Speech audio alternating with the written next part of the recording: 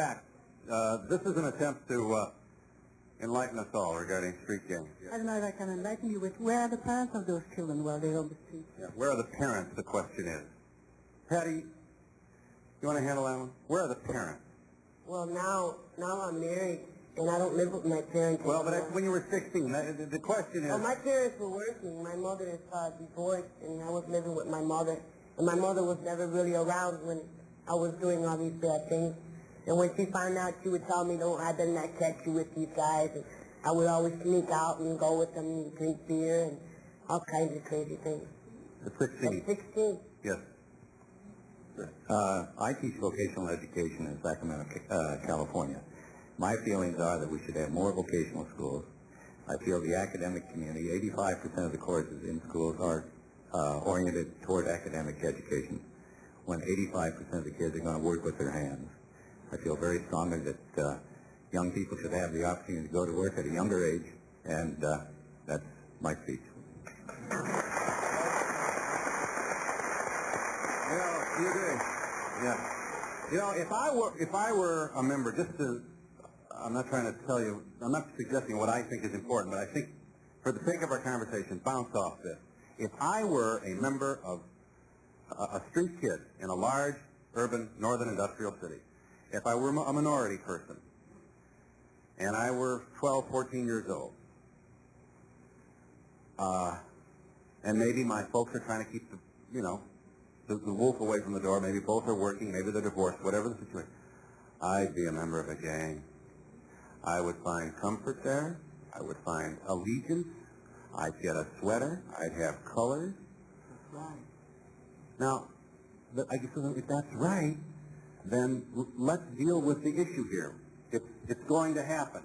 Young people, just like all of us. The VFW is an indication that we have apparently some sort of innate need to have membership, to have identity. You know, whether it's a lodge number or a YMCA or the CYO or whatever it happens to be. So we've got this apparent need as human beings. Now, given that, how do we make this work? Well, how do we keep these people from shooting each other? From the whole pride thing and allegiance, and you're not a member of my gang and your guys roughed up him, and it may not even be true. I have some real strong feelings about the lack of role models in the community and just in general in the media. You turn on the TV and there's nobody there exercising any impeccable values, something that you couldn't tear apart on a good day. It's the TV gangster thing, which we've talked about it. Who is your hero? You mean? Why? Because I like his movies, and I like what he does in his movies. Did you see The Warriors? No, I didn't see The Warriors. Yeah, I did. What do you think? I thought it was a good movie. It also causes riots in front of the marquee in certain places. Yeah. Doesn't that just,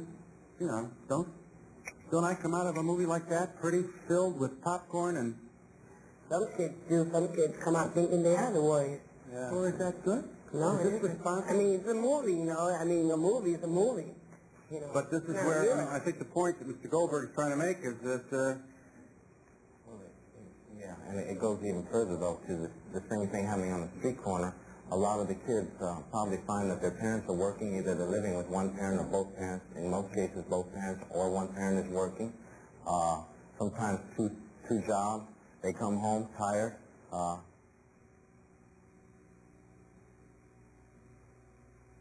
blues. They get in trouble in school. They get picked up by the police. Parent just gets to sleep. The police call. It's time to come down to the station. They're burned out. They probably burned out a couple of years before the kid even reached teenage. And then the kid goes out in the street, and who's got the money, who's standing up there having a good time, kind of laid back and feeling good, is somebody that's probably doing some kind of street hustle. So they look at that, they say, hey, my mom or my dad works night and day, and when we sit home, it's rice and beans night after night, and this guy sitting here is obviously eating good. He dresses much better than anybody in my family does. He's always got a pocket full of money. Let me find out what's to him. You turn on the TV, or you go to the movies, you never see somebody that's cool or that appeals to the kids as being cool that has any kind of values that you would probably want your kids to strive for. The values that are usually portrayed by the heroes are, I take justice into my own hands and I eliminate the bad guys or the good guys, whoever it is, whichever side you're on. Walking tall. There's a cop that went in and busted people over the head with lumber, and we cheered. Death wish. We were real grateful that he only used a piece of wood instead of a gun. That made him twice the hero. But Charles Bronson went out and killed law violators, and everybody in the theater applauded. We'll be back in just a moment.